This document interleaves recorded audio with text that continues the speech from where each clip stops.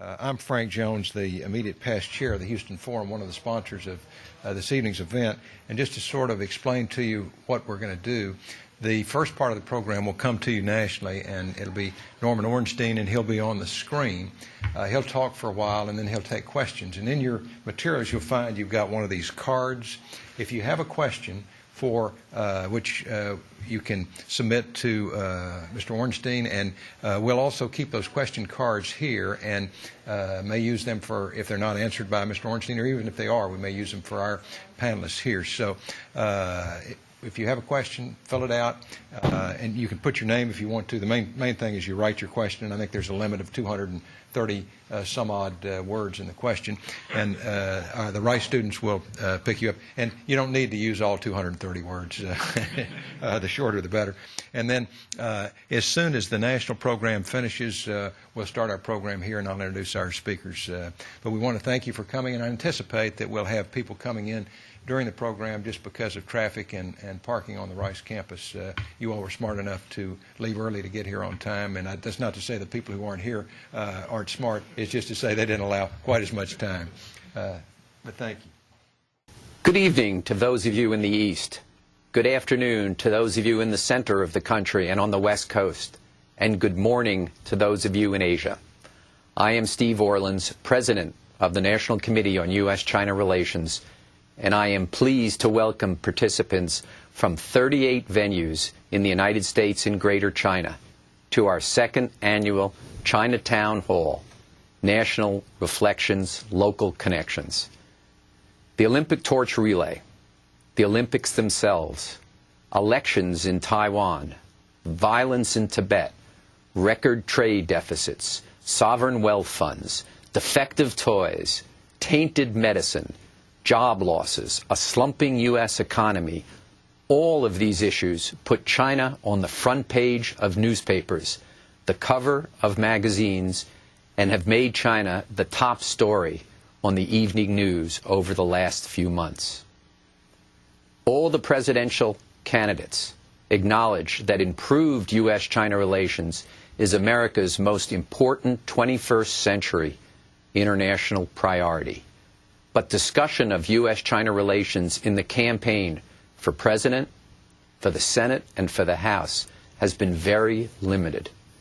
The conclusion of our primary season, the opening of the Olympics in Beijing in August, the commencement of the Democratic Convention the day after the closing ceremony of the Olympics, and 1 week later, the Republican Convention, followed by 9 weeks of campaigning toward the November general election, will focus more attention on America's policy toward China.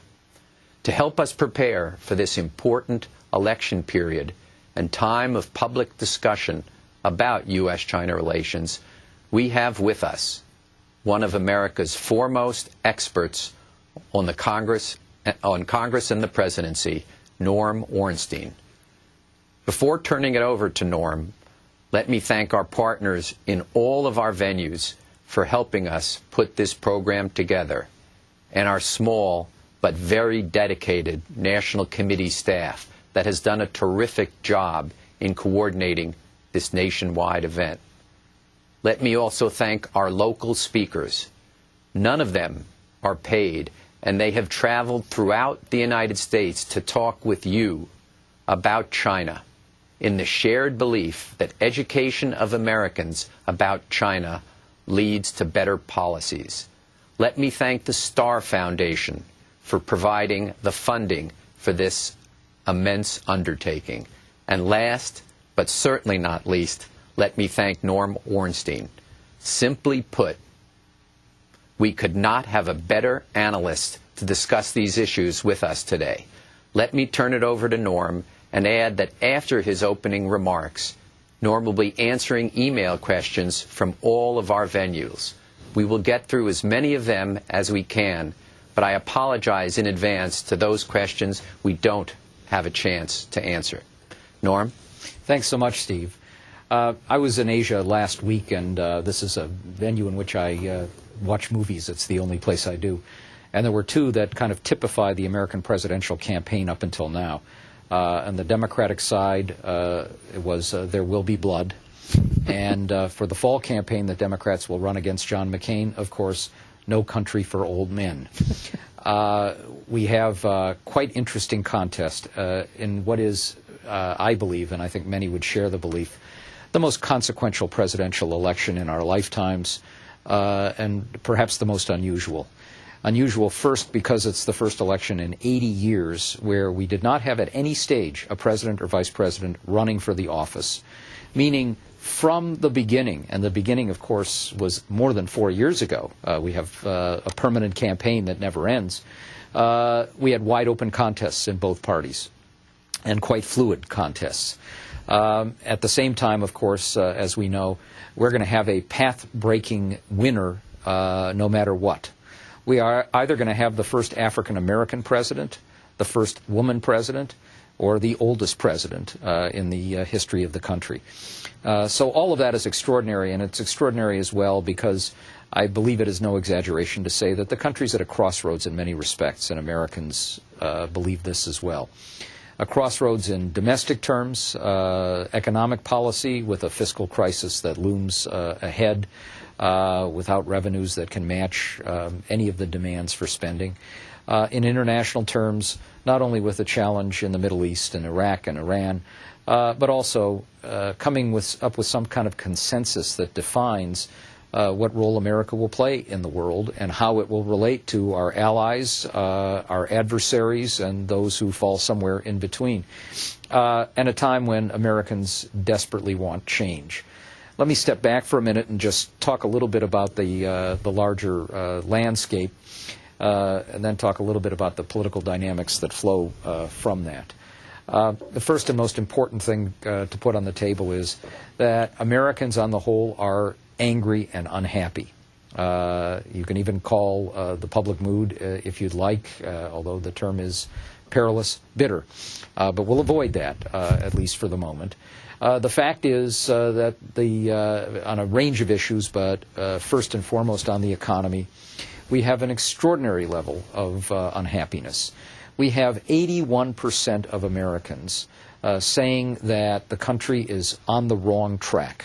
Now, the question, do you think America is moving in the right direction or seriously off on the wrong track, has been asked for decades. This 81% is the highest number in the 35 or 40 years since pollsters have been asking the question. We have 90% of Americans who say that the economy is in serious trouble. And we have, looking at another indicator, the University of Michigan, which has asked questions for more than 50 years, almost 60 years, that reflect a level of confidence that voters have as consumers. The consumer confidence number is the lowest in more than a quarter century and among the lowest since the 1950s. Now, one thing that's interesting about this is that these numbers are obviously at this terrible low point now because the economy is in serious trouble. Almost everybody, including most of the policymakers, say that we are in a recession. Technically or not remains to be proven, but we are in a recession. We know that we have a terrible credit crunch. We know that we have a mortgage problem. We know that there are other difficulties that flow from all of that. Job creation is down and all of those things. But even a year ago, when the economy was more robust, we had two-thirds of Americans saying we were off on the wrong track. People were not optimistic. We have a change, frankly, in public attitudes that used to be a direct and pretty strong correlation between objective indicators of economic performance and a public sense of optimism. That's no longer there. And the reason, to use the catch-all phrase, as much as anything, is globalization and its effects. But to put it in a nutshell, even for those Americans who've been doing pretty well, who are reasonably confident about their own prospects, the sense of unease that you can no longer count on things for any length of time, that there's no safety net anymore to protect people, that in particular health and pension benefits are up in the air for people, is palpable. And, of course, a part of the reason for this is that American companies, which, unlike many other societies, provide the bulk of the health and pension benefits for citizens, they're not done by the government or the society as a whole, are under tremendous pressure as a consequence of that in the global marketplace.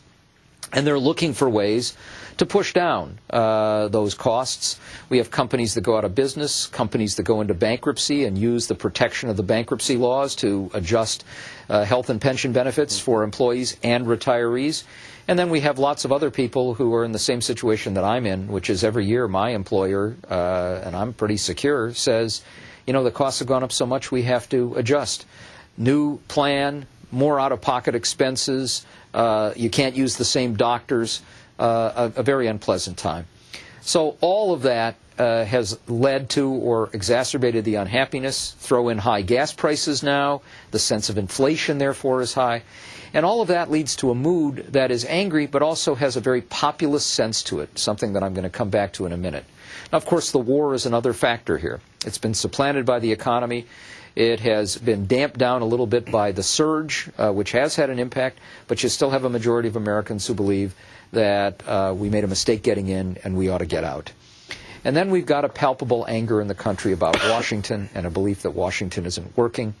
The presidency, the Congress, all of the actors in Washington basically are more interested in throwing mud pies at each other than in solving the problems that people face in their everyday lives. Now, that anger towards Washington has led to George Bush's lowest approval ratings of his presidency and among the lowest ever recorded for an incumbent president, now averaging about 28%. Approval ratings for Congress are lower yet, and the lowest in many decades at around 22%. The Congress is controlled by the Democrats. But it's important to realize that the public anger, which hits everybody, hits Republicans more. The sense in the country is that it's the Republicans who've been in charge, and it is time for a change. And if Americans could have a referendum today and fast forward, or TiVo, through the next 10 months, and just move on, past this administration, past this political time, that would pass overwhelmingly. Now, this is a terrain which is more favorable for Democrats than Republicans. And just to talk for a minute or two about the current presidential dynamic, first on the Democratic side, as we near the pivotal, perhaps, Pennsylvania primary on April 22nd, there is a contest, but frankly, Barack Obama has an extraordinary margin here and is probably has close to a 90% chance of winning the Democratic nomination. It may be over on April 23rd. It is more likely to be over after the primaries in Indiana and North Carolina on May the 6th. It may go to June the 3rd or 4th when the last contest takes place. And if he melts down in some fashion, which he shows no signs of doing, it could go all the way to the convention. But it is very likely that he will be the nominee. And despite all of the difficulties, including this terrible bickering on the Democratic side, which has caused divisions and caused up to a quarter of the Obama supporters or the Clinton supporters to say that they won't vote for the other if their rival wins, it's still a terrain in which I would much rather be in the Democratic nominee's shoes than that of John McCain, the Republican, although I also believe that John McCain is the strongest candidate Republicans could put up in a year when you need to look as if you're not going to be a third George Bush term, and when you need to have some appeal to independents and Democrats to be able to prevail. Now, having said that, let's talk a little bit about what all of this terrain and dynamic means for the issue of China in the campaign and the difficulty that President Bush, in his remaining months, will have when the dialogue is going to be dominated by that of the campaign and not so much by what he says or does. It's not surprising, perhaps, under these circumstances, particularly with the unhappiness the voters have about economic issues, the sense of unease about America's role in the world, and the populism that I talked about earlier, that China has become a convenient target for political candidates. For the presidential candidates, particularly on the Democratic side, after all, they're the ones who want to criticize Bush's policies, and to a lesser extent, even with John McCain, with congressional candidates as well, and also for Democrats, frankly, because The national security issue is one where, of course, John McCain has his greatest comparative advantage, not perhaps by supporting an unpopular war in Iraq, but because of his long experience and the strong sense that he's a tough leader who will stand up against our adversaries or evil people trying to kill us. Democrats want to show that they can be tough, too. The other side of that is John McCain wants to play to the anti-communist element, which is still a significant one within the Republican Party, and show that he's for human rights. So you look at the issues that you discussed at the beginning of our broadcast and think about Tibet, Darfur, also a significant issue, Burma, an issue for a significant number of people out there, particularly on the Democratic activist side, and they're trying to appeal to Democratic activists now. And then you take the stories that have been in the press about China on the economic front, whether it is a more esoteric one, at least for most voters, but still resonates, the question of currency manipulation, but all the way through tainted medicines, lead in toys, and up through the questions of whether our trade policies are benefiting others at the expense of the rest of us. And China becomes a target. And we have seen this. We've seen it with an extraordinary set of speeches that Senator Clinton has given throughout Pennsylvania, where she started by focusing on the need to get tough with China. Part of a campaign pitch that includes we're going to renegotiate NAFTA and we're going to oppose other free trade agreements like the Colombia Free Trade Agreement, but with as much or more of an emphasis on China and the litany of things that I've mentioned as anything else. And we've had Senator Obama raise the China question when the trade issue comes up as well. They're not talking so much about trade with other countries. They're looking for an example, Exhibit A big trading issue, but one where you can get some traction by pointing out that you're trying to protect America's children against lead, that you're trying to protect people from being killed by medicines that are tainted, by hitting the administration for not supervising adequately the plants and the big corporations making money by outsourcing the production of medicines to China. It is a tempting target. And, of course, with the Olympics coming up, it is particularly tempting to show that you're going to be tough and you're going to make China pay attention to America's concerns by hitting them where it hurts. So the idea that the candidates would be calling, as Clinton and Obama have, for President Bush to boycott the opening ceremonies is not terribly surprising at all.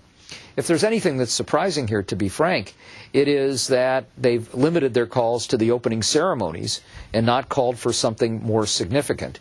There, I do think that the experience that we had with the boycott of the Olympics in Moscow will have something to do with it, but I expect that those calls for taking some significant action will ratchet up if there is any more bad news coming out of Tibet, or if the Falun Gong raise any more questions and we get an additional crackdown, or if we get any more incidents as the one which hit the front pages of our major papers of China imprisoning a blogger for expressing his views.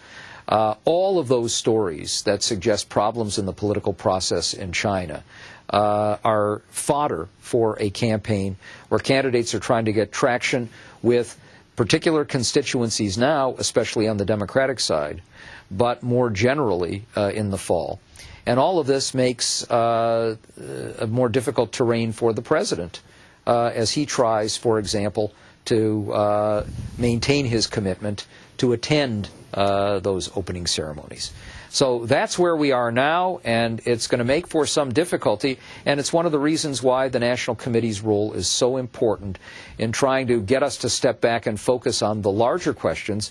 As China emerges as such an enormously important player, how do we interact with China, and how do we develop a set of relationships that are constructive for us and America's national interest over the long run, and not focus on such short-term things. Norm, thank you very much. That is a very interesting presentation. Let me kick it off with one question, and then we've already received a few dozen questions from the various venues, which I will then get to, which is, do you think China will play the extension of the primary process, the drawing out of the Democratic primary process has, I think, changed the focus on China, that it's because of the constituencies. Will it play differently when the general election campaign is underway? It may play a little bit differently when we get to the general election campaign, but frankly, Steve, not a lot differently. If we had not had this extended contest going through all the way through, and particularly into these difficult states like Ohio and Pennsylvania, with Indiana to follow, it might have been a little bit different, because then the Democratic candidate would have been positioning himself or herself more towards the middle at an earlier point, and looking for some running room at a point when you might indeed become president. But now that we have candidates on the record repeatedly on these issues, they're not going to change, and they aren't likely to get off of them. And then keep in mind one further thing, which is any projection we have about where the economy is going between now and the fall campaign is likely to be more pessimistic rather than optimistic. Things get a little tougher economically. There is no incentive to take the foot off the pedal in critiquing China and its role in the economic world, at least. Let me take the first question from Waterville, Maine. Will the proximity of the conventions to the Olympics force issues about China into the campaign discourse? I do think that having the Olympics so close to the conventions, which means that the Olympics will be on the minds of people, may very well play out in some of the speeches given at the convention, and it may well play out in the politics leading up to the conventions.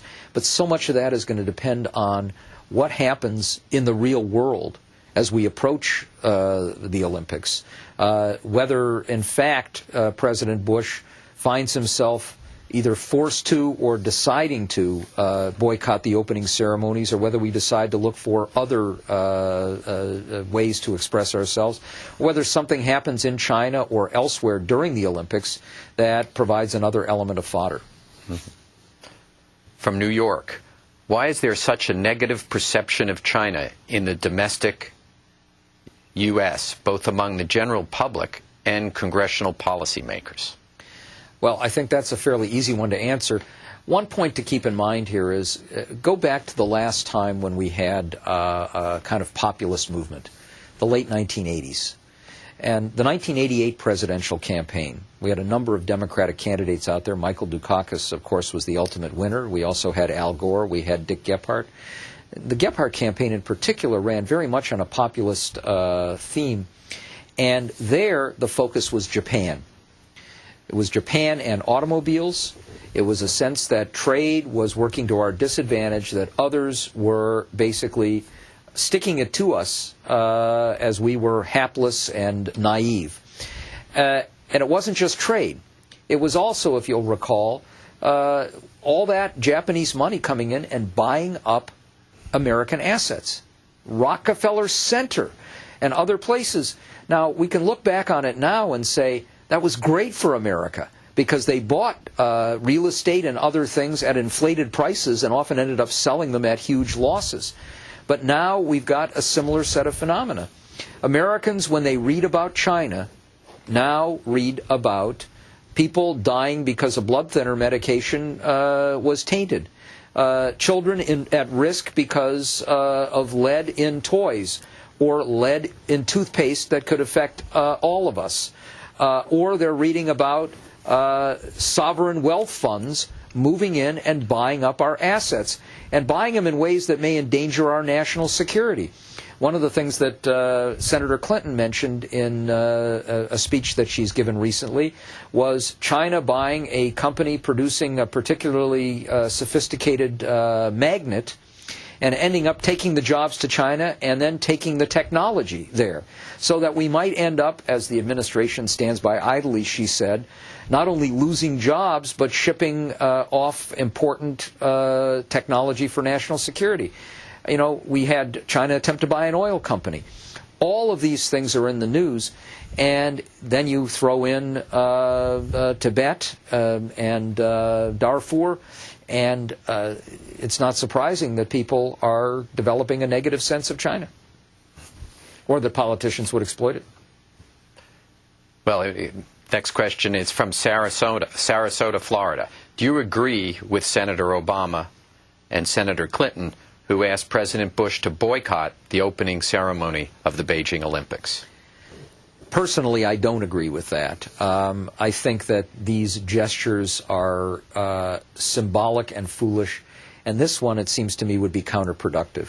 We know that the Olympics are extremely important for China. We also know that the Chinese people see this as an extremely important thing.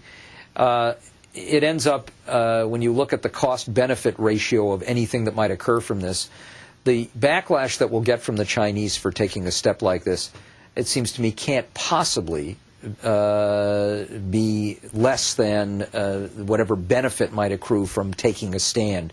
So I wouldn't do it. I'm not sure, frankly, if I had been President Bush, knowing what was likely to happen in the political contest, that I would have agreed to go to the opening ceremonies. We haven't had a president who's gone to the opening ceremonies, just to avoid a potential train wreck ahead. But I hope it doesn't happen. I hope we don't do this. And yet, if I were a presidential candidate out there now, my first goal is winning, given everything that I've said and what we know is true in the terrain. I'm not sure I could avoid the temptation of calling for a boycott either. Rather than being a strong leader and standing up and saying, the consequences of this action would so far outweigh any benefit that the United States would receive that I shouldn't follow the politically expedient way, which would be the... Yes. I mean, I think those in the China community are virtually unanimous. Even the Dalai Lama saying, don't boycott. It's counterproductive. You will get nothing from the Chinese, but you will create an anti, whether it's the French, British, or Americans. But the candidates don't seem to be willing to stand up and say leadership is about tough decisions. I think we would see it handled differently if we had a nominee at this point. This is one of the consequences of a nominating process that skews things, not just geographically, but because of activist communities. Now, there is another element here, and I think Obama has tried to steer this course a little bit more than Clinton by saying, let's wait and see, because one thing a candidate doesn't want to do is get so far out front on this, saying as eloquently as you did why this would be counterproductive, and then find that there's some other massive problem that occurs, an embarrassment that makes you look bad. But leadership is not something we look for, unfortunately, even with candidates who profess to be different, when you've got tough contests and you're just trying to get through and win a nomination. Well, here's a question that I think hits a similar theme. It's from Berkeley. Why can't people, candidates, officials, journalists, pundits, seem to appreciate that China, like the United States, is complicated and not easy to fit into neat boxes? That it is not surprising that the Chinese government and people bristle at easy and often distorting generalizations used to score cheap political points. I'm reading this from Berkeley. Well, the answer is yes, you're right. Look, let's face it. The press is not very helpful in this case, but these days, given the nature of the press, it's not very helpful in many areas. The so-called mainstream press is hurting. The network news is a dinosaur, basically, and the network news divisions are just basically trying to stay alive, and they're trying to do it often by focusing on their personalities. As we saw in the debate last night, they make it more about them than they do about the news. Nuance in news is just not something that we're seeing much anymore. The cable news operations are more interested in having somebody at one end screaming at somebody at the other than they are at doing analysis. So it's very tough. And it's made tougher by the fact that these issues do arise, and the Chinese are not pursuing some of their policies including the rather inept and inopportune jail sentence for somebody for writing something they didn't like, just at a point where it would raise some of these issues to a fever pitch. But what you hope is that you can have a campaign where sensible policymakers leave themselves at least enough running room to be able to govern more with balance, instead of getting so far out on a limb. And rhetoric does have a way of becoming reality that they can't do much beyond that. It's a perfect segue into the next question from Pullman, Washington. If I could look beyond the elections for a moment to look how a new administration and Congress will govern during the next term, we've come to expect a certain degree of China rhetoric during campaigns, but when one looks at how administrations have managed the China relationship, there has been a relative consistency of policies since normalizations of relations between the two countries. Do you see any particular issue on the horizon that could potentially change this pattern during the next administration? I think there are a lot of issues that potentially could do it, but I don't think it's very likely that it will happen that way. We've got some larger questions here that need some focus. While the policies have not changed through most administrations, I do believe that basically in the last 5 years, we have not had a serious focus in the administration on U.S. relations with China from top to bottom. The interrelationship between the economic and the geopolitical. Serious questions about how we can engage China in a way that reflects and respects its growing and highly significant role in the world, while also trying to move China to a point where it has more of a sensitivity and recognition that as an emerging power in the world, the short-term economic interests in places in Africa, for example, ought to be balanced against the need to be a more responsible actor on the international scene. And Darfur and Burma are good examples of that. You know, part of it is, frankly, that an administration can only handle at the top levels 2 crises at one point. And, you know, almost all of the energies of the President, the Vice President, and the other top policymakers have been devoted to Iraq and Iran and then the Middle East. So we need to have some serious thought about this. And a campaign is not a good place to do it. But you don't want an administration to take a year or more in what will be a very difficult time, because we have all of these issues, including, you know, crunch points in foreign policy, including Taiwan, which we haven't mentioned, North Korea, where you'd like to have them have some grounding going in. I hope we can get some of this done, not by the candidates, but during this remaining several months, perhaps by the Foreign Relations Committee in the Senate and the Foreign Affairs Committee in the House. And one of the things I'm hoping that we can do is to get Joe Biden and Dick Lugar, who work very well together and who have consonant views on these things, to use the venue of Congress to begin to get us to refocus and to get back to some of those questions that we had raised earlier. Why can't we see China in a more nuanced way? Howard Berman could do the same thing in the House. And then we've got to get a transition that begins much earlier than the one we normally have, and find a way, perhaps in a debate, and a different kind of debate than the really bad one we had on ABC last night. And I hope we'll get more than the 3 debates in the fall, but one that might focus on foreign policy and perhaps one on China that will get them thinking about how important this is. I mean, you mentioned Taiwan, the elections in Taiwan.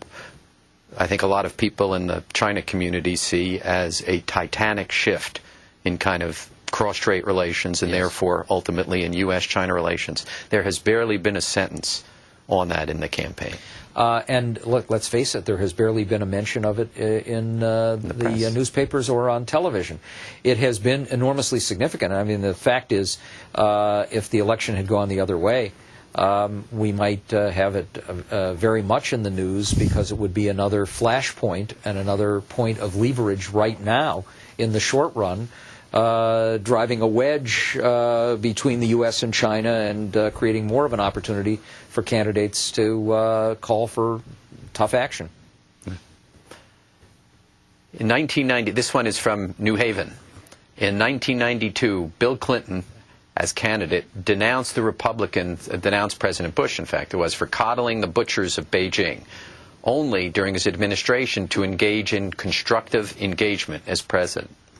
Why would U.S. voters be swayed by the current pandering against China by the major candidates? Look, the reality is that once you become president, you look at the national interest in a different way. That does happen.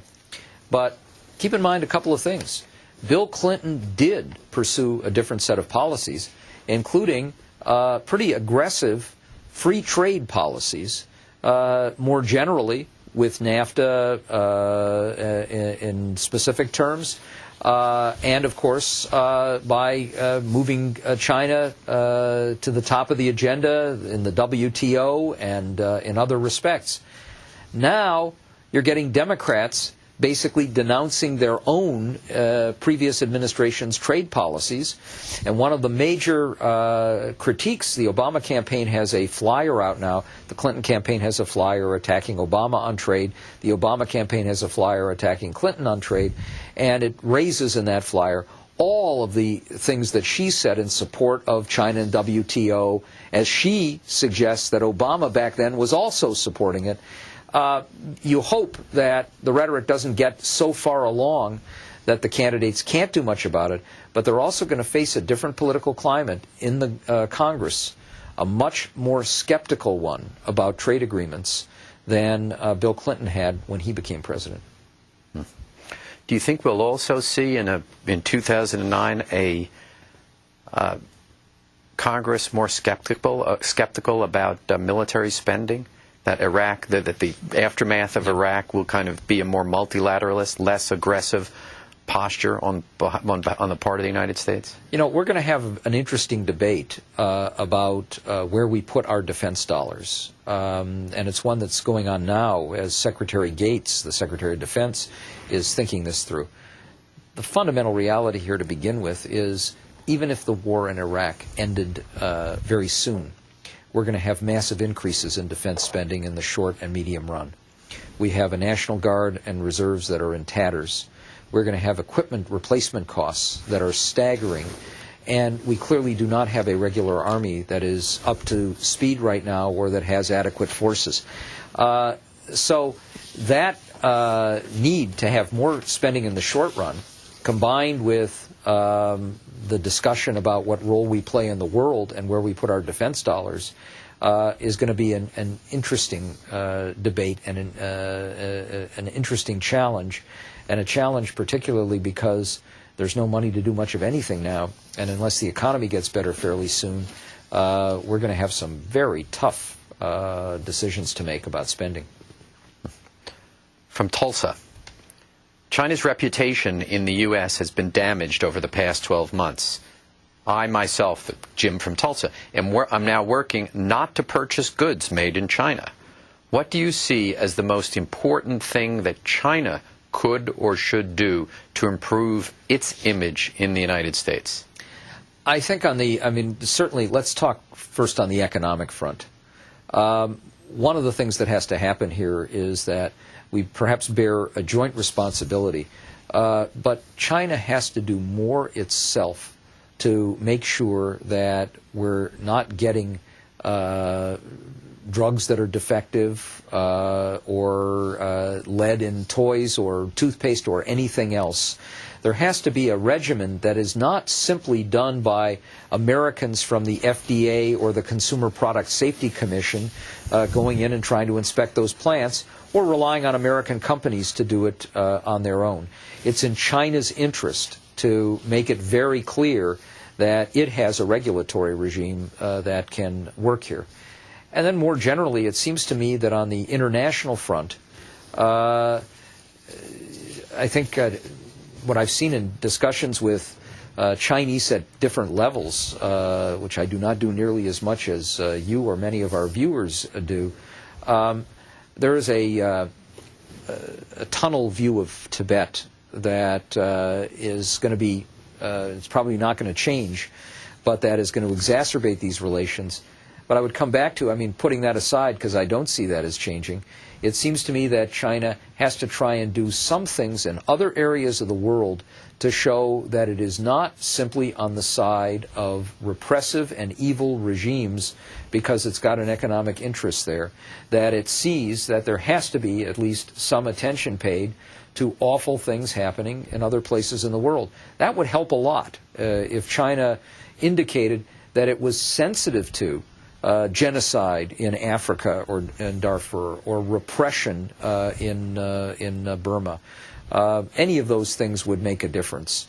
And creating a different sense of what role censorship plays in the society would be in China's interest, it seems to me, but also would do a lot towards alleviating some of those concerns here. Yeah, though the Chinese would say that the progress that they've made on Darfur, and what the U.S. mission to the UN would say, is that the Chinese actually play a very constructive role today on Darfur as opposed to 3 years ago, and they say they get no credit for it. Nobody reports that they're sending 350 engineers, peacekeeping engineers, to work in Darfur, and they say, well, no good deed goes unpunished.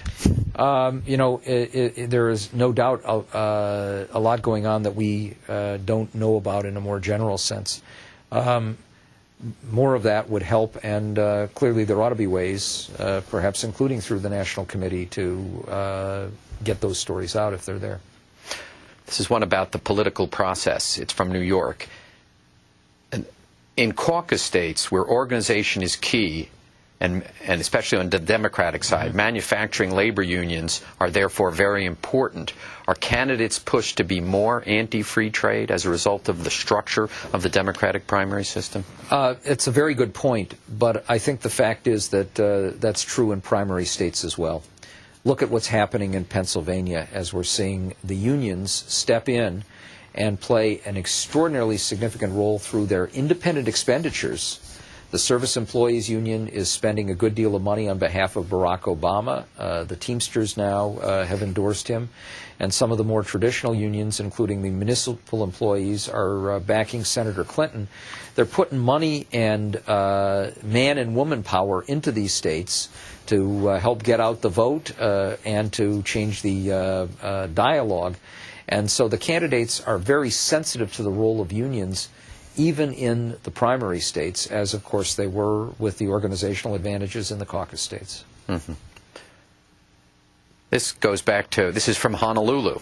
I should have said good morning to the lunch. Have a nice lunch in Honolulu. And it relates to an issue you raised. Is China as a convenient target? Is this attitude more fundamental than the earlier choice of Japan as a bashable target, which you referred to in 1988? I don't know the answer to that. I think, Japan faded a little bit as a target, partly as a consequence of a decade of stagnation, and its replacement as the engine of growth and the future by China. At the same time, Japan was an economic power, but was not a military power, and was prevented by its own constitution from becoming a military power. And of course had a population that wasn't going to grow and that was much less significant. China's much bigger and more significant in many other ways. One could imagine that the great engine of growth in China slows down. Maybe internal divisions between the haves and the have-nots, maybe environmental and transportation problems that emerge, maybe a global slowdown will see its role not quite as significant a little bit further down the road. I don't think that's likely, but it's at least possible. Every time we project a country being, the next emerging leader in the world, we learn that linear projections are not all that accurate. And the Chinese would share that view. They do not see themselves becoming the number one power. Mm-hmm. It has been argued that while European countries would prefer a liberal Democratic candidate, that Asian states usually prefer Republicans. Should China be concerned about both or either one of the Democratic candidates becoming president and their potential approach to dealing with China? You know, I actually think that if you look at all of these difficulties that have emerged, it's not just the campaign. They've emerged in a Republican administration. It's a larger political context. And in some respects, you could make the opposite case, that just as it took a Republican president, Richard Nixon, to change relations at a time when, the opposite argument would have been made, that a Democratic president would have been better for China because a Democrat was not going to be as anti-communist. You might argue now that it's going to take a Democratic president to be able to change this climate with a likely Democratic Congress where he can temper he or she can temper some of the protectionist populist sentiment that will emerge otherwise.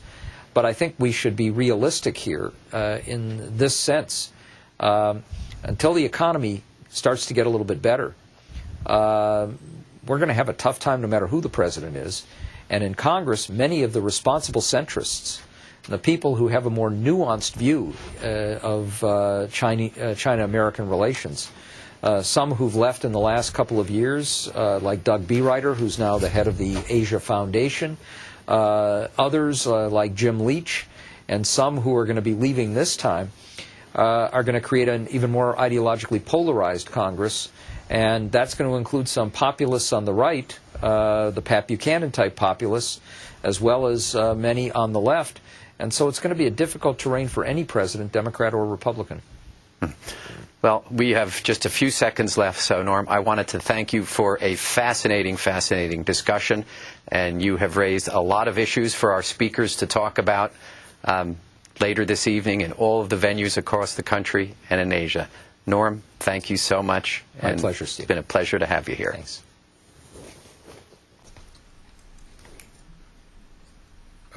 I'll welcome you to the Houston venue of the presentation this evening. I'll make a brief introduction of our panelists. You have their biographical information, and our thought was that rather than spending a lot of time making introductions, we'd make brief introductions and let you read their biographical information. I would like to introduce the wife of the president of Rice University, Ping, who is here in the front row. We want to thank Rice for hosting this and the Baker Institute for allowing us to be in this venue this evening. Our panelists are Jacques Delisle, who is professor of law at the University of Pennsylvania, Dr. Steve Lewis, who's on the far right, who's director of the Transnational China Project here at the Baker Institute, and Dr. Hon Stockton, who's an associate professor at the Center for International Studies at St. Thomas University. Unfortunately, Bill Cunningham, who's a member of the National Committee on U.S.-China Relations and who put this program together this evening, and whom I'd like to thank, even though he's not here, became ill and is not able to join us this evening. When you ask questions in this venue, we've got the questions that were submitted, but don't hesitate to raise your hands and speak up. We're not requesting that you put your questions in a written format, so we'd like you to be thinking about your questions and don't hesitate to ask them.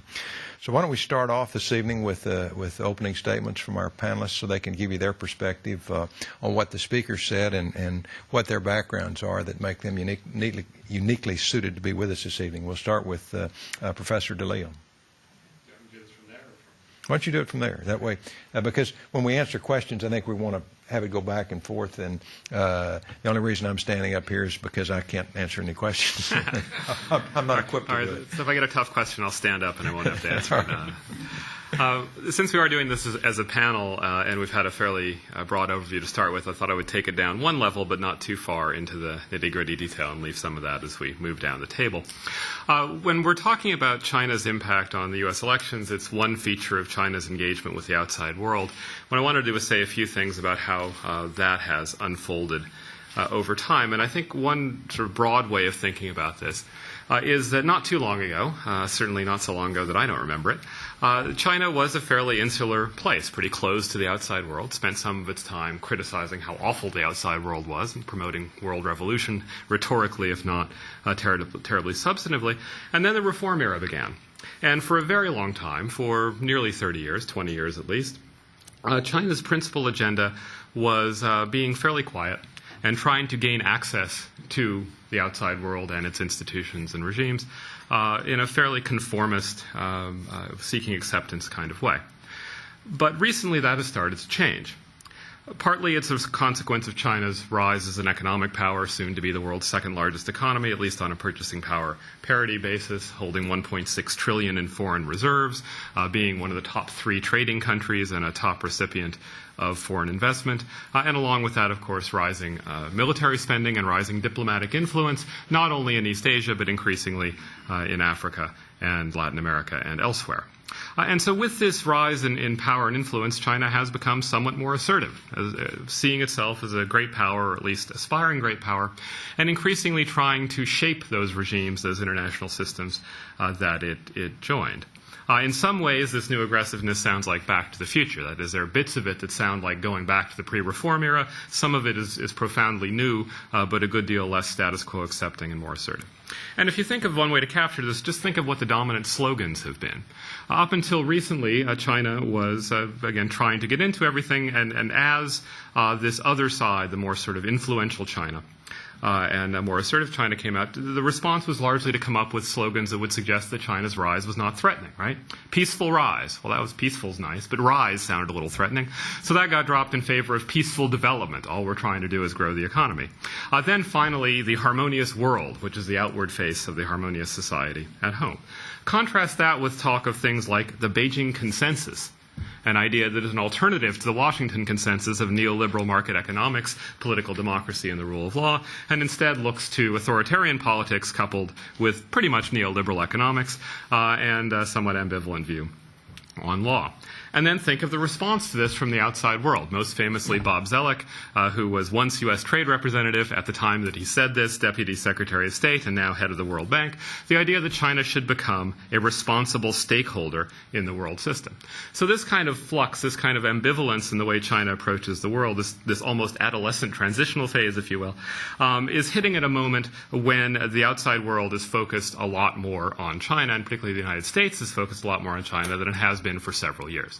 Partly it's the electoral dynamics that you heard Norm Ornstein talk about. Partly it's the Olympics. There are a lot of factors in there. Before I burn all my time on this, I just want to turn to a few illustrations of what I see are both aspects of China's engagement, this sort of accepting the world on its own terms and trying to join it, and on the other hand, perhaps trying to reshape it.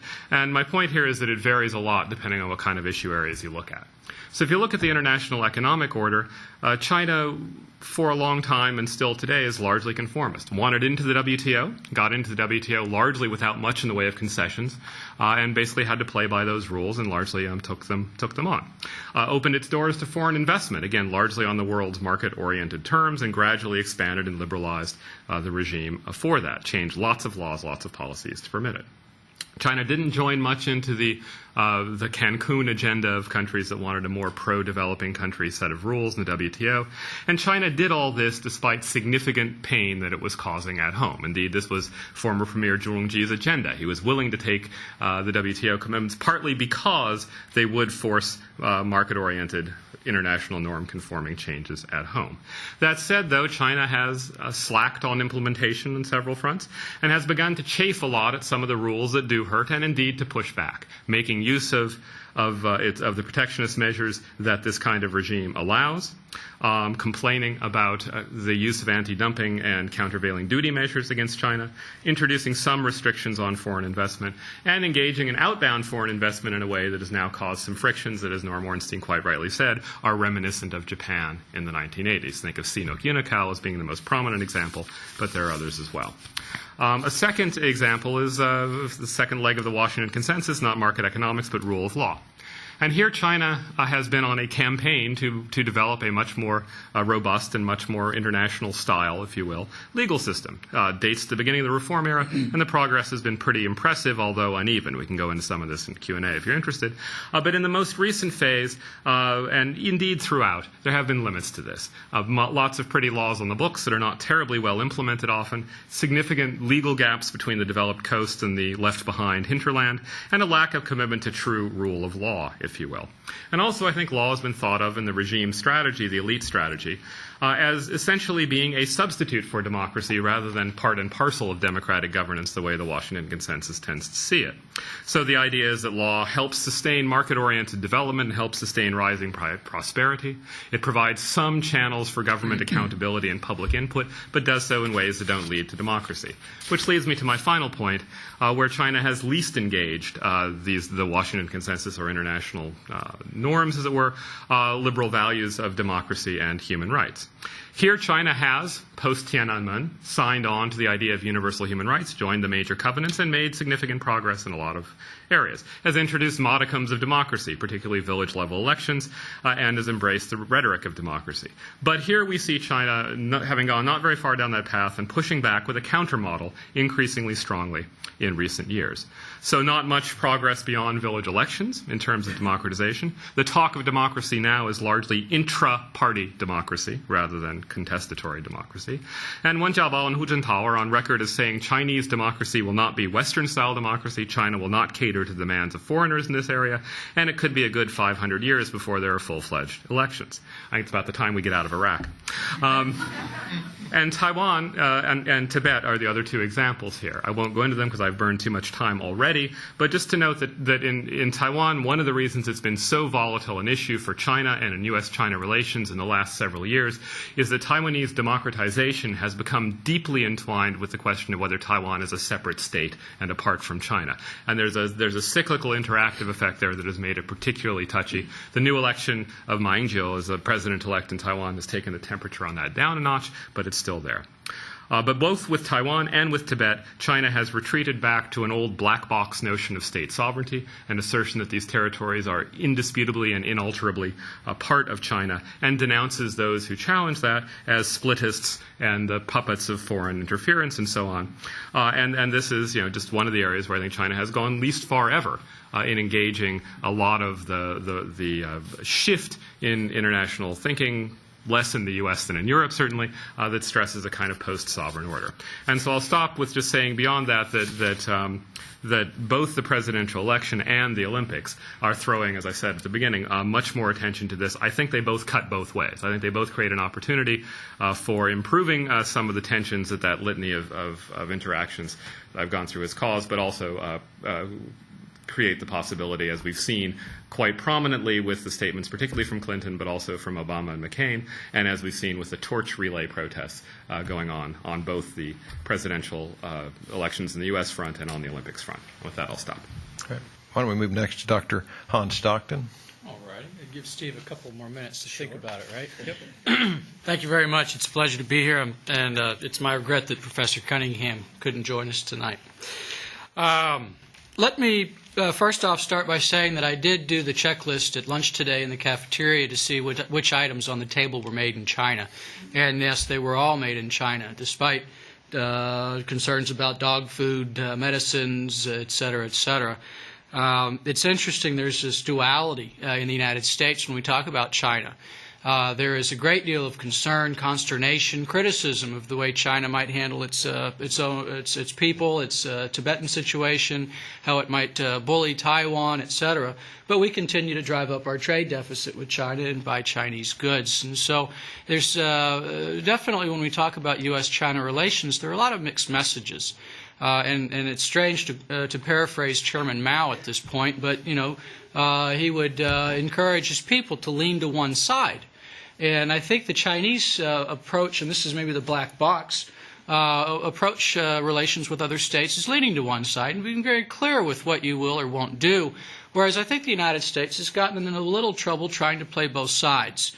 It's okay if we criticize your human rights records. We still want to buy your stuff. Why can't you understand these are discrete items?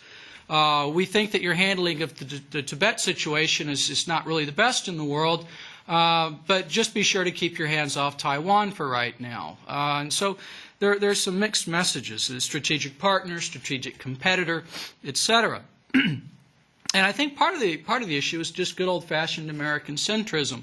I enjoyed the question, what could China do to improve its image in the United States? And that got me to thinking, what would the United States have to do to improve its image in China?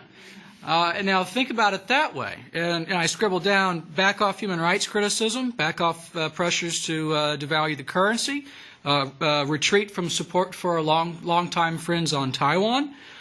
These would be politically unacceptable in the United States. Elected officials certainly couldn't back away from these things, and so then our consternation at why the Chinese leadership isn't more than happy to meet us halfway in terms of negotiating or compromising on some of the issues they hold pretty dear.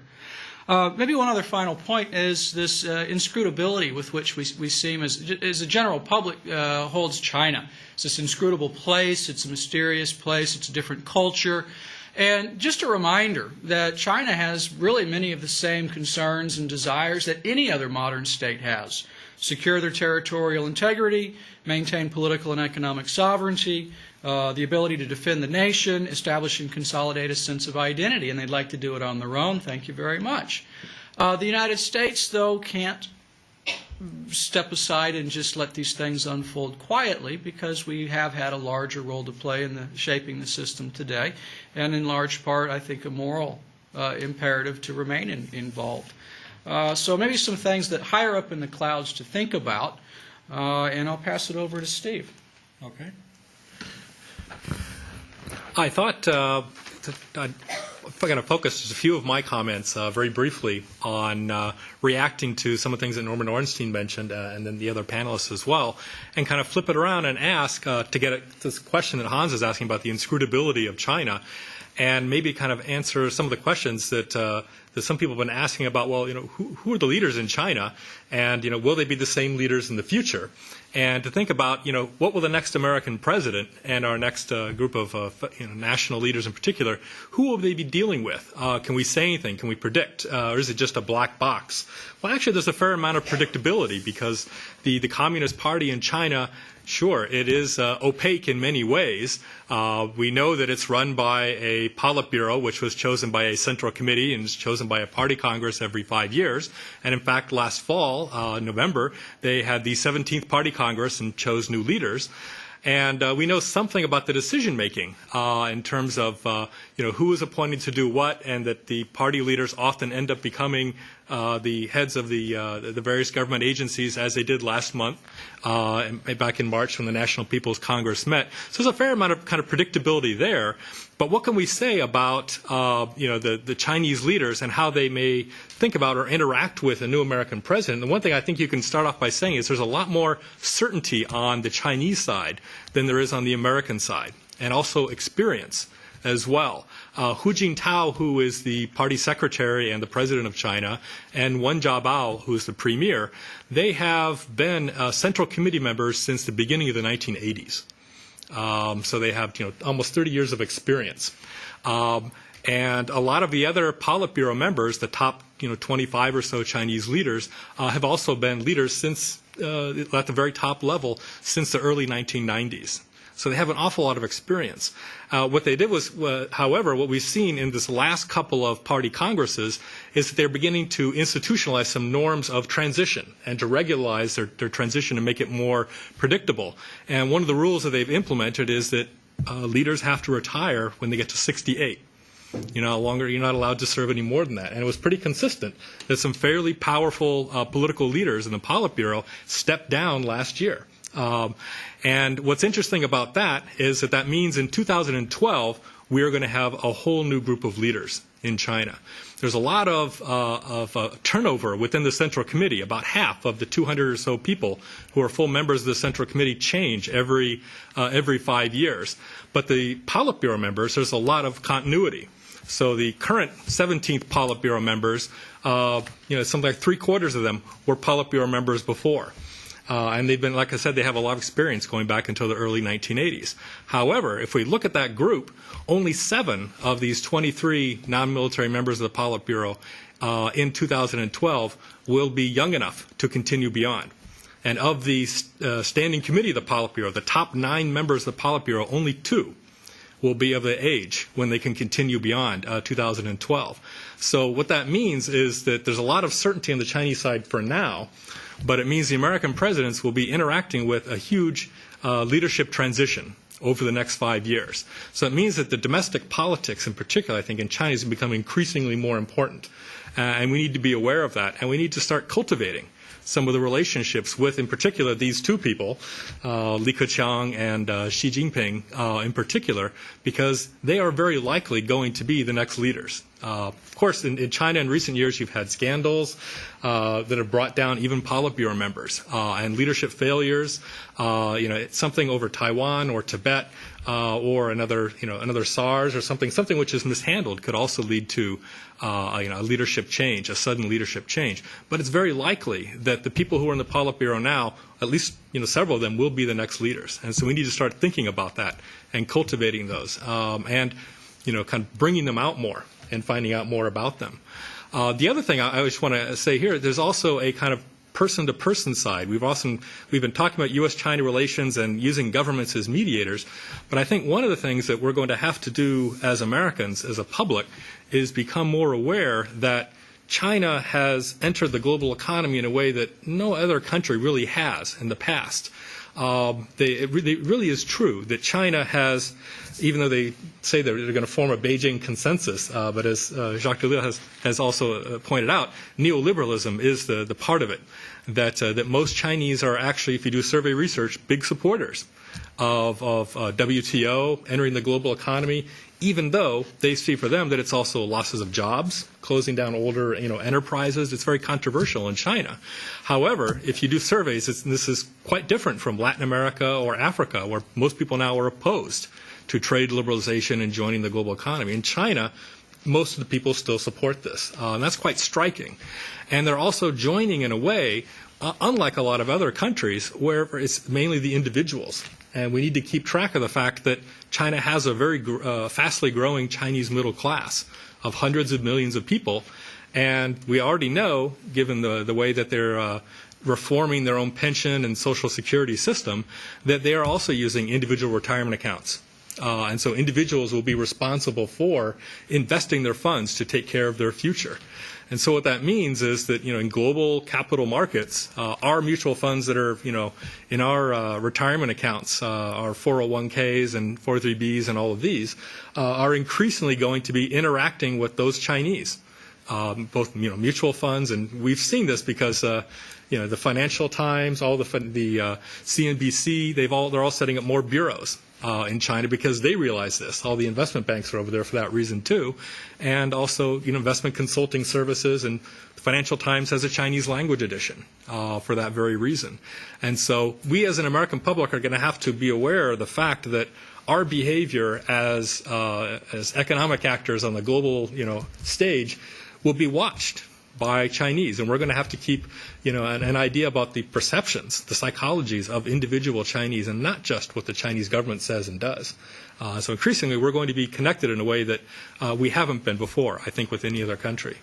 Steve, let me follow that up with a question that was asked by one of the folks here in the room that was not addressed by Ornstein, and it is, what is the biggest national security threat that China poses to the United States? I think if you were to ask the United States government people who are responsible for looking at threats like that, I think it would be proliferation of technologies. It's not support of foreign terrorism so much, but proliferation of certain technologies to states we don't agree with, or it's actually stealing of technology. There's a lot of concern about that. So-called, and also cyber warfare is something that they often talk about as well. But actually, over the last several years, even though when the Bush administration came in, and also Republican leaders in Congress declared that China was an enemy state, I can remember back in the beginning of 2001, spring of 2001, going to my Chinese politics course one morning and saying, "Congratulations, Senator Warner has just declared you an enemy." So we've gone from China studies to enemy studies. Congratulations. At least they've backed off from that. And over the last couple of years, there's been a lot of very quiet building of fences, and in particular at the military level, at the operational level. It's all very quiet, probably because it's very unpopular in the United States, but even more unpopular in China. And this is one of the dangers of it, that the Chinese government, and including the military, will often work on things with the United States government and in the United States military, and they won't release this information to the Chinese public. And so the Chinese people probably don't know that they're actually working closely with us on anti-terrorism or in dealing with North Korea or some of these things. and they may not be happy about that. Let me address this next question to Hans. Should the U.S. government be afraid of China spreading its communist influence to other countries who see China's success as proof that a strong government will provide economic stability? Let's say in another 5 years, it won't be China spreading something that looks like the communist model. I mean, this is the alternative looks more like the Singapore model of single-party dictatorship, throw in some elections every now and then, get people to exchange political rights and civil liberties of a liberal nature in exchange for economic welfare. There's the evangelizing communism is not part of the equation anymore. China's the largest communist state that isn't actually communist anymore. I mean, you have capitalists are allowed to join the Communist Party. You have private property in the Constitution after 2004, and so the method of running the government looks like old-fashioned communism, but the ideology that runs the mind is something very much different these days. So I don't see that as being a major agenda. Jacques, what do you think of the claim that anti-China factions in the West are making use of Tibet to cause trouble for China? If you were, and I can't pronounce the Chinese leader's name, and I'm not even going to try, what would you do to try to solve this problem that they are facing in Tibet? If I were Hu Jintao, is that the? It was Hu Jintao. Oh, yeah. That's what I you're would the have one said. that wrote the question? That's right. Thanks, Steve. That's what I would have. That's what I would have said had I been able to pronounce it.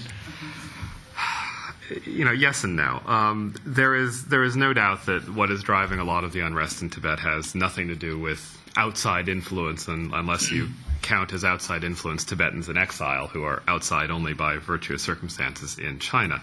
And if anything, some of the voices for restraint in terms of Tibetan behavior on that front have been the Dalai Lama and his government, who've had some fairly sharp words for the Tibetans who've turned to violence. So it is largely an indigenous phenomenon. It's driven by a sense of ethnic nationalism and religious identity, and a drive for better treatment, as it were, from a regime that has not very pleasant record in terms of the way Tibet has been handled. That said, though, there is a significant external component in a few senses. First, obviously, the existence of a government in exile headed by someone whom Tibetans regard as their spiritual leader and indeed a divine entity, a divine individual, it creates a rallying point and a focus that would not exist, does not exist, for instance, with the Muslims in Xinjiang or another restive ethno-nationalist group. And there's a reason that this is occurring when it's occurring now. The first week of March 10th or so, is always a focus for this kind of thing. It's the anniversary, it's the 49th anniversary this year of the Chinese intervention in Tibet that drove the Dalai Lama into exile. But why 49 and not 50? Well, because we're counting down from 49 to 50, and guess what? The Olympics happens in the middle of that year. And that's where the international component has become a lot more important. The world is paying attention to Tibet in a way that it otherwise wouldn't, because Tibet has gotten very bound up with the Olympics. The agenda for those who want to press China on almost any issue is to seize the Olympic stage. It's a good one, right? The media will be there. And the Chinese government itself has made all sorts of promises in connection with the Olympics, which basically are to create a somewhat more liberal environment, certainly for media. And certainly the government does not want any black eyes, doesn't want the Olympics equivalent of a guy standing in front of a tank. And so the opportunity to create that kind of incident is hugely tempting. And, of course, those who are outside Tibet who want to push the issue can do it with something much closer to impunity than Tibetans inside China can. The foreigners who unfurled a banner, or at least the Tibetan expatriates who unfurled a banner favoring free Tibet at the Great Wall, faced a much less dire fate than somebody living in Lhasa who would have done the same thing. And so these things do have a way of feeding off one another. If I were Hu Jintao and how to deal with it, well, I think the problem with being Hu Jintao in this is he's got two problems. One is he was in Tibet in '89. He was the party secretary. the top official, in effect, in Tibet, and presided over the first use formally of martial law in the history of the People's Republic. Certainly under the 82 Constitution. You can debate about whether it happened in the Cultural Revolution, but under the martial law provision of the 82 Constitution, it was first invoked in Tibet 2.5 months or so before it was imposed in Beijing in response to the democracy movement. And there's a sense that he owes some of his political success to having dealt with the Tibet problem and dealt with it fairly strongly and intolerantly in many ways. And the other problem that he's got, and this is true for both Tibet and Taiwan, is that those are issues you can't afford to lose on as a Chinese leader. You don't have to win. You don't have to bring Taiwan back into the fold. You don't have to make Tibet happy. But you can't afford to have a real crisis that you handle badly. It's one of the things Steve was talking about, how you can actually lose your position in China, is badly mishandling things. That said, though, I think what's going on now is an utter train wreck for China's international standing. I don't think it matters much for what goes on in Tibet. They have the capacity to repress it. But the tone really needs to be taken down. They at least have to get into a more subtle argument about what the situation is in Tibet and what they can do about it that gets beyond saying these are people who are trying to split the motherland, which has always included Tibet, which is historically not true, and that the Tibetans support what we're doing here, and look how much we've done for Tibet economically. And that just doesn't really persuade the outside world. And I think it sounds, this and Taiwan and SARS are the three things I can think of that in recent years most sound like a throwback to the pre-78 style of talk. And there's a reason that doesn't happen in most areas, and where it does happen, it's frankly bad international PR. What about questions from the audience? Do any of you all have questions you'd like to address to the panel? Yes, sir.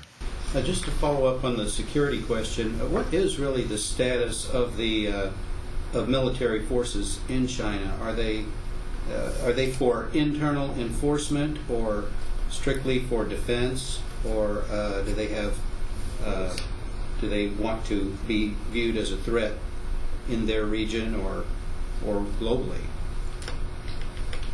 I mean, we could probably all weigh in on this to some degree. The People's Liberation Army has seen a massive expansion of its budget in recent years, double-digit growth per year for quite some time now. Partly that was a deal to get them out of business.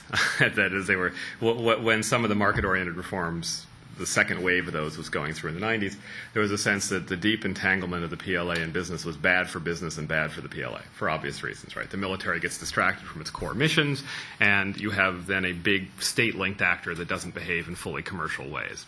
And part of the deal for getting them mostly out was, we're going to give you money in the budget. You add to that China, the nationalism has become a more significant basis for the regime's claim to legitimacy, and you sort of feed into that. Part of the professionalization of the PLA, in addition to getting out of business and starting somewhat earlier, was to spin off something called the People's Armed Police, which are more than a police force but less than the army, and to deal with the civil unrest missions and the sort of domestic control missions that used to be a significant part of what the PLA did. So in that sense, it's been better funded, it's been made higher tech, and it's been made more professional and more mission-focused, and it's been told to stay out of politics as well. So it really is much more of an army in that sense, and a better funded and higher tech one. As Steve said, they've been getting some pretty good technology, illicitly and illicitly. See the recent indictments of a couple months ago. Their main mission, that's not fair to say, the mission which has justified a lot of the increased expenditure and the one that has been used to sort of politically this end, is a Taiwan scenario. And Chen Shui-bian, the soon-to-retire president of Taiwan, has helped make this a plausible argument. And so a huge amount of the development of PLA capacity has so far been driven by what happens if we have to take on Taiwan, where if it tries to go independent, we need to deter it from trying to do that, or possibly take on the U.S. if the Seventh Fleet sails into the Strait, as it almost did in '96, and if you imagine a scenario than that. And that's the one thing I would add to what Hon said. I agree with what Steve said. I would agree completely about your assessment of where the major national security issues are.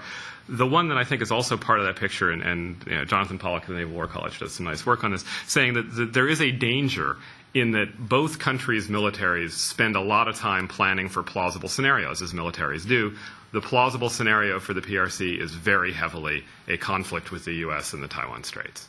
That's partly a product of they've settled all their other border disputes reasonably well. There's an India problem a little bit, but not so much. So there's a lot of focus on that, and of course, you plan for it. There are people who think it slightly increases the likelihood. The last thing I'd say is the PLA has an agenda of doing more than that. The anti-satellite weapon is a striking example, and what is now a quest for a blue water navy, a navy that can project force over distance, not just defend the coastline. That is ostensibly being done to protect the shipping lanes that bring oil from the Middle East, on which China is increasingly dependent, but of course those are dual-use capacities. Hans, do you want to elaborate with a perspective on Taiwan? I think that's a particular area of interest to you. Well, Jacques covered the American angle there when we look at military expenditure in China, new technologies, military acquisitions. They have to do with amphibious assaults, largely with standoff capabilities. Well, who are the Chinese going to be standing off? It's going to be the United States. And that might go to the point of calling for a blue water navy, but certainly what we call a green water navy, something in between. You look at where China's military assets are concentrated. It's best and it's amphibious, and it's all across from Taiwan.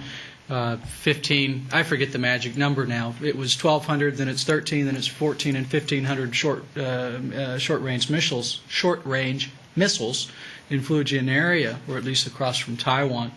So it is. It leads to books like The Coming War with China over Taiwan kind of scenarios. I think another thing in a broader sense, as far as the question also, in that back in the early 1990s, the Chinese, being good students, were watching the United States in the Persian Gulf as well as in the Balkans. And the TV pictures and video of these smart missiles zooming through windows wasn't lost on them. And they began a program or process which is known as informationalization of warfare, where they went from a people's war philosophy. We've got 1 billion people. We'll let the invader come in, we'll encircle them, we'll cut their supply lines, we'll beat them down that way. And they moved from that to the RMA, Revolution in Military Affairs approach, which emphasizes technology and killing people smartly as opposed to in wave after wave. And so to whom is that, or where is that directed? Well, it's not Vietnam, it's not the Korean Peninsula, it's largely the United States. And as Professor Delisle mentions, the longer range interest has to do with protecting sea lanes of communication and access to energy from the Middle East. But the Taiwan situation, there's a new dynamic here, and that we'll look to see. Maybe that's a different question in terms of this the recent elections on Taiwan. Does that mean then that perhaps mainland China will pull back on some of the weapons systems that they have pointed at Taiwan? Well, they've mentioned that they'll redirect half of them. I don't know exactly where they'll point them. I don't think anyone in the interior is excited about Mongolia. But that's a far cry from saying, well, we'll destroy half the missiles. And they can, of course, be moved back. Very quickly. I think there's only one other security thing I just want to mention. There really isn't a lot of discussion either amongst leaders in China or in the neighbors in East Asia or in South Asia about really kind of the destabilizing potential of an arms race in Northeast Asia in particular provoked by North Korea. Because if North Korea has missiles and it has nuclear weapons, and as we know from previous tests, this is directed towards Japan. What Japanese leadership wouldn't have to respond by maybe perhaps overtly creating a nuclear arsenal. And if that were to happen, then where does that put South Korea and Taiwan? But certainly, where does it put the mainland?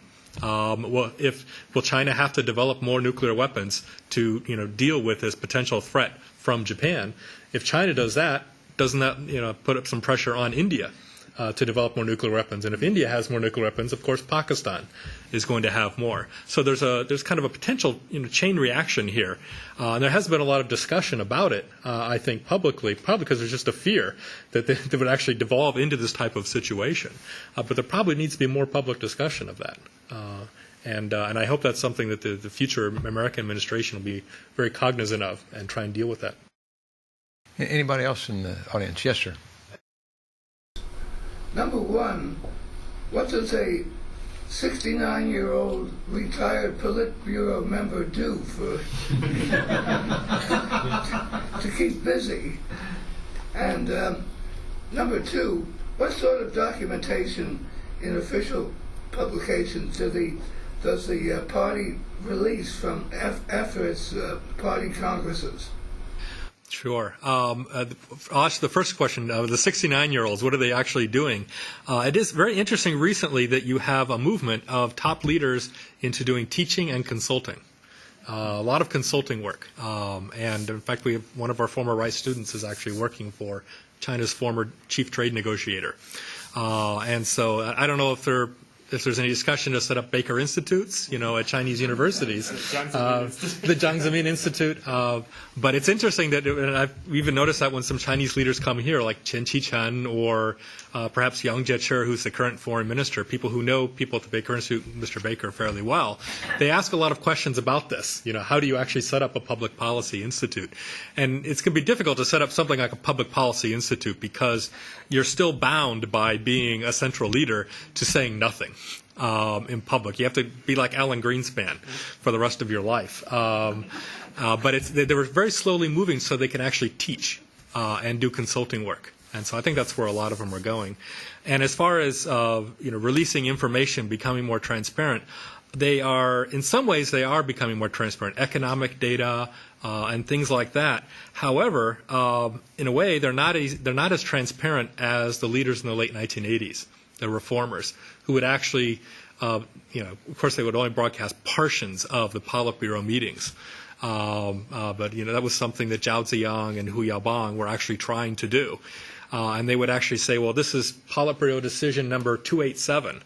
And then they would tell you later, well, this is number 295, which, you could kind of think, well, there's something going on in between that we didn't know about. But they've stopped that. And so in some ways, they're a little more open, and in some ways they're not. The only other area I think they're becoming a little more open is doing survey research.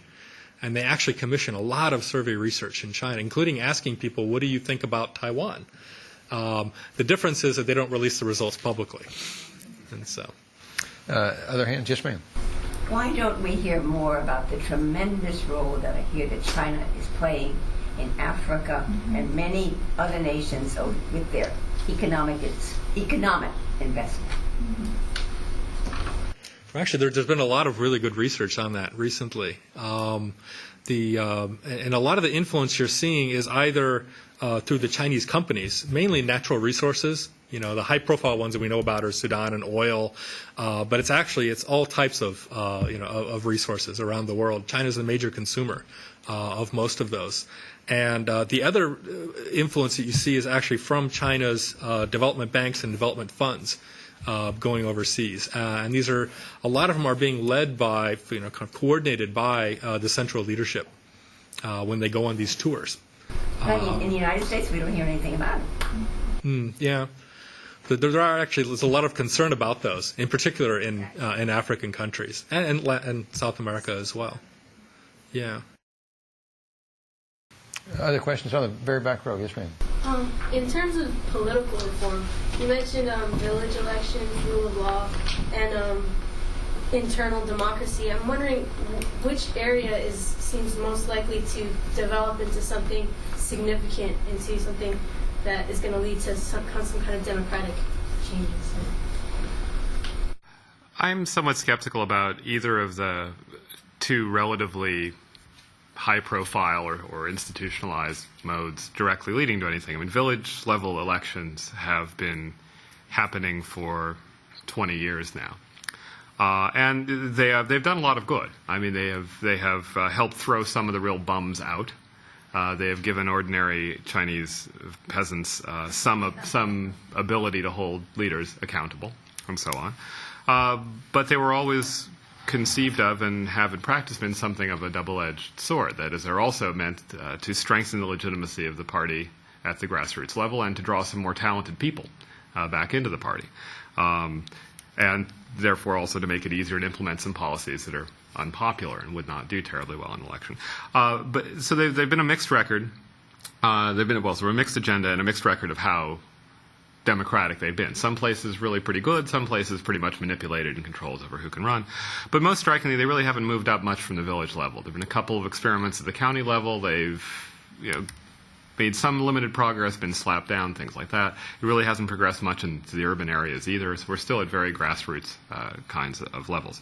In terms of the intra-party democracy, which is getting the most play at the top level, it's a great thing for pluralism and different attitudes coming to fore, different constituencies being represented, especially now that entrepreneurs can be in the party and now that different regional interests are seen as legitimate and different sectoral interests are seen as legitimate. I think that can have a significant effect on the political culture of the Chinese elite, and that probably is a very significant step forward toward creating an environment in which democratic progress might be made. But in terms of where I think the biggest push is going to come, it's in some ways things that aren't visible yet. It's a fairly robust bit of social science data that the middle classes tend to like some control over their lives eventually. Either because you have your basic material needs satisfied or because you're used to control over your economic and personal lives and you want to see that carry over to politics, or you want to see it carry over to controlling the people who can mess up your economic life or your personal life. I think that's growing, and I think there are intellectuals who do have to some degree the ears of some of the top leaders who really do get and understand and favor some degree of democratization. So Yu Keping, who has the strange title of, what is it, Vice Head of the Translation Bureau of the Central Party School or something, which doesn't sound like much, but he talks to Hu Jintao, rather. So nobody talks to Hu Yaobang. He's been dead for years. He talks to Hu Jintao, and he's part of that network. You know, there are people like He Weifang, who's the legal academic rock star of China, who are pushing for a rule of law agenda that has a constitutionalist notion that carries over into democracy. So there are people like that who I think have some influence. And Li Chang, who I think is one of the terrific commentators on contemporary Chinese politics, has some wonderful generational studies about what's going on in not the very top elite, but the people who are in their 40s, who are coming up and are a couple of rounds of leadership down the road going to have significant roles. These people are really very differently educated. A lot of them are educated in law, or they're educated in political science in a way that's more like political science and less like political propaganda or ideology. And that's a real significant generational shift. It used to be old revolutionaries, then it was engineers, then with Zhu Rongji and that group it started being economists. Now it's starting to go over to people who think political institutions matter and think of them in not narrowly Leninist ways. So I think it's that kind of stuff, the middle class constituency and the changing composition of the broader elite that's going to really push things forward. Maybe not immediately. And finally, I'd say the Taiwan example, which used to be a bad one, that is, it was pointed to as a problem of democracy. Look how chaotic it is. There are people in the streets. They throw chairs at one another in the legislature. All this sort of stuff. Mind you, is an acceptable outcome, relatively, of an electoral process that worked pretty darn well. And so if that takes some of the taint of Taiwanese democracy out of the picture for China, then there's a nice, handy, culturally Chinese example just off the coast that doesn't look so scary. Especially if it becomes a KMT-dominant system and not a real two-party contested system again, then it's much more like Singapore. Ping, and we're going to let you be the last question because we're at the 7:30 hour, so we'll let you ask our last question. Well, in China, it used to be that if you want to really get anywhere, you have to be a party member. But I see a shift. I see a slight change now.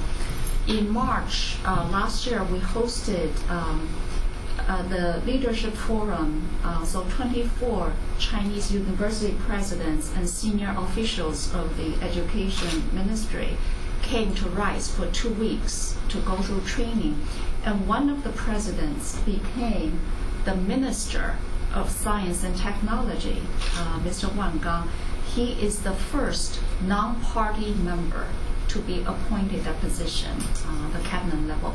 So do you think this is sort of a sign of progress the Chinese government is making toward, hopefully, eventually, democracy?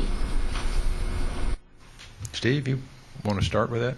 Sure, I think so. Especially if you get more examples of that. That'll be the test, I think, to see.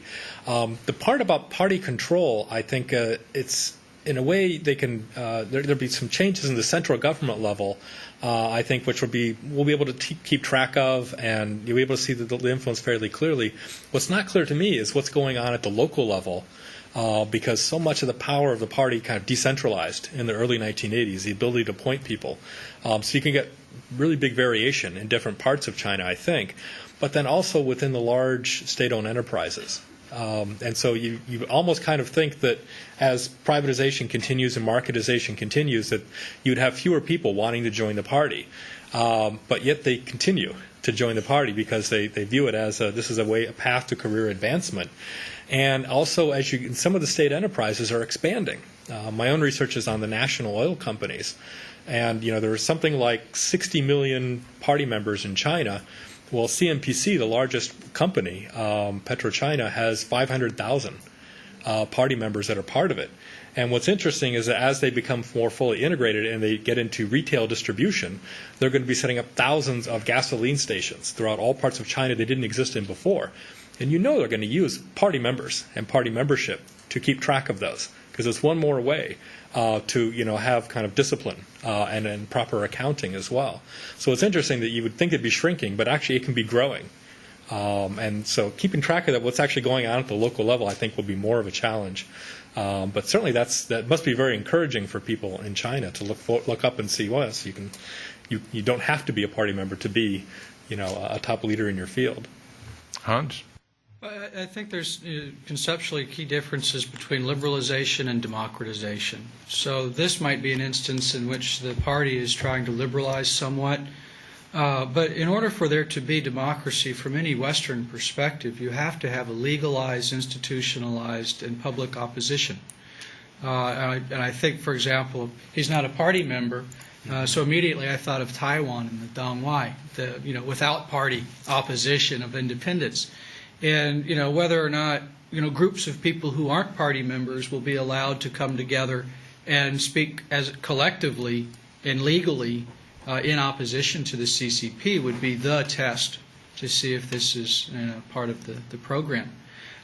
Also, if I could just steal just one more second, sure, and bring this also to the question about China's economic change and possibility for democracy. There's a really interesting kind of two-ended sword here.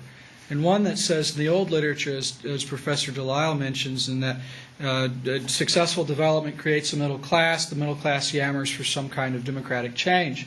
The other end of the literature says that abysmal failure delegitimizes the regime and then people will demand change.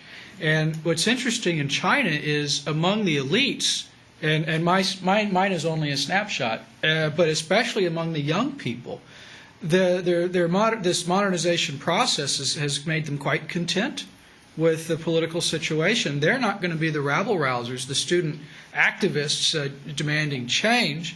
But then in the interior, when the state fails to meet its obligations to the peasants, I don't think they're thinking of a democratic revolution. I think they're thinking back to the good old days when the party was doing things right, quote unquote. And so there's a really interesting, weird dynamic there with this relationship between change and the democratic impulse. And Jack, you want to have the last word? Sure, I'll take a shot at it. Yes, both of those phenomena are relatively well supported, and I think the regime strategy in China for 20-some years now has been essentially an economic, social, political contract, right? That is, we'll make you wealthy and you don't demand much in the way of politics. And the question is, will that stick over the long haul? I agree that the source of challenge to the regime that comes from the discontented, the bottom of the heap uprising is a source of disorder, but not a source of a democratic revolution. It is more of a reaction and seeking some kind of solution to it. And the question is sort of how long that contract will hold. And generally it's held pretty well. And the middle classes in the cities have reason to be somewhat wary of going directly to one person, one vote electoral democracy. You might get some policies they might not much like redistribution away from the haves to the have-nots. The Hu Jintao regime has done a little bit of that around the edges, but not much so as to be threatening. But you do have signs of sort of civil society emerging in a way that does tend to feed democratic impulses. Think of the maglev protests near Hongqiao Airport, the people who don't want, it's not my backyard thing, right? Or environmental NGOs, which have been allowed a little slack in civil society to organize. Those are people who are demanding inputs to policy, and not simply when they are asked by the regime to have inputs. Those are fragile sprouts, but sprouts. On this question of a non-party person, I mean, I'd agree with the sense about the difference between between liberalization and democratization. And I think there are a bunch of complex phenomena coexisting here. I mean, you've got non-party people rising to higher positions, and that's a good thing. You've got greater deference to expertise in whatever field, and that's going to make party criterion matter less. And you've got party members and party members. That is, there are those who basically were in the party and used that as a way to get into business, and therefore were people who were hacks first and entrepreneurs later in some sense. Then you have entrepreneurs who figure it's a way to advance their chance to get at some of the goodies that the party state still controls. And then there are people for whom it's kind of a flag of convenience. I mean, it can't hurt, can't help, so why not get in, especially now that we're welcomed. And those are very different phenomena. But what you've got is, with all that going on, you've got a lot of diversification within the party. But in terms of democracy, you still have one residual bit of Leninism that the party hasn't given up. You can disagree individually, you can ignore a lot of stuff, you can live your life with very little to do with political orthodoxy. But we haven't yet reached the point where the party has been willing to give up the monopoly of organized politics. And until that happens, and until it gets farther than those sprouts of NGOs that I was talking about, then you're still a very long way from having the kind of elections that Hans is talking about. Even a Dang Wai, let alone a different Dang, right? Let alone a second party. And with that, I'll stop. I want to thank our panel. I think they did an excellent job.